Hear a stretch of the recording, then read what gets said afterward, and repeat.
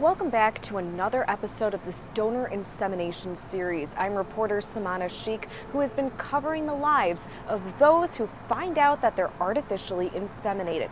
In this week's episode, you're going to meet Amy Onstott, who is a mental health aid worker in Michigan. She found out the news 15 years ago when her mom broke the news. My parents were divorced when we were 8. She was actually quite embarrassed of my dad, the way his lifestyle was, and he had been in trouble with the law. So my mom then decided to say, hey, if it makes you feel any better, to know that he's really not your biological father. Onstott was shocked to find out the news. I was devastated. It's like either, why didn't you tell me when I was younger, or not tell me at all? She says as an adult, it's harder to find out. Like other donor-conceived children, she took a DNA test nearly 2 years ago to find out she's baby number 59 in Dr. Treithal's family tree with Hank Onstott. I'm dark-skinned, dark hair, hazel eyes. So yeah, that was the only reason was, I wanted to know what he looked like.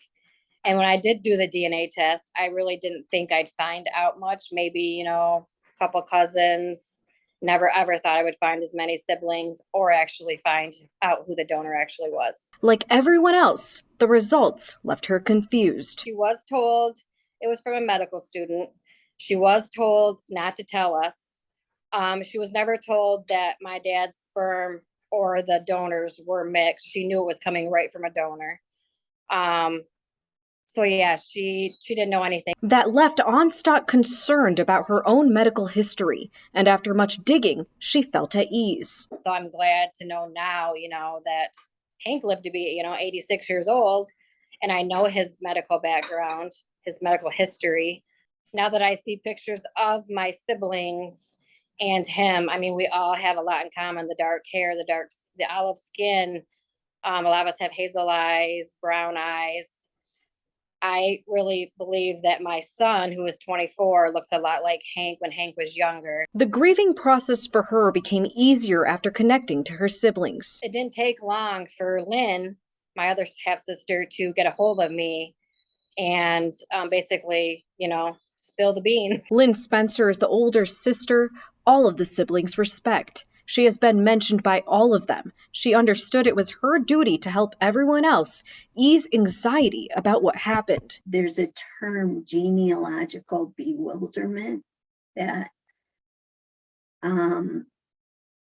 even without knowing that you have a donor, there's just, in some ways you don't fit in. You don't, like, your parents are telling you you're one person and your body's telling you you're something different.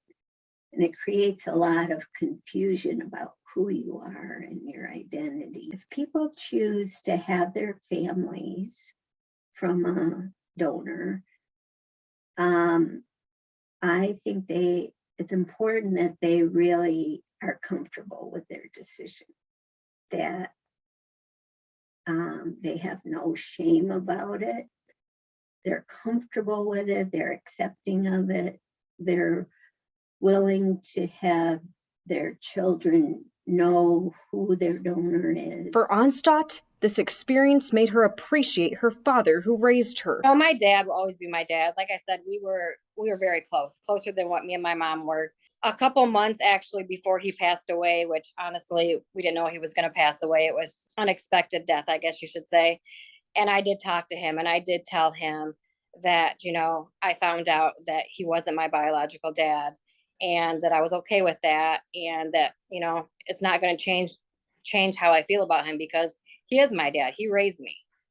So, I mean, I wish he was still alive to know now what I know now, but unfortunately he's not. But I'm glad he does know that I knew before he passed away. Onstott says it's been a journey, but she connected to James, who we met in the last episode, and even Nicole McLendon, who she claims are blessings in her life. James, he is the awesomest, most funniest brother ever. He is just so comical. I did meet him last year, and he's actually the only brother I've met in person, which I'm kind of bummed because I'd like to meet some more of my brothers.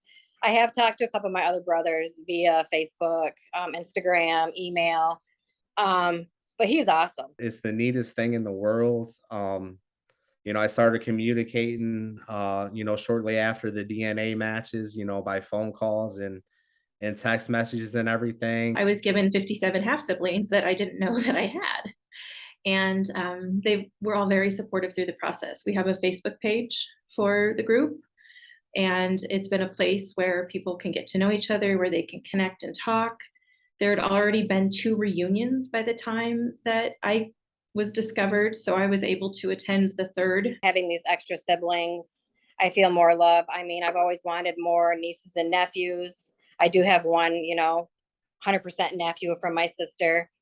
But all in all, I mean, I have this huge family. I have so many nieces and nephews and cousins and siblings, and it's just beyond amazing.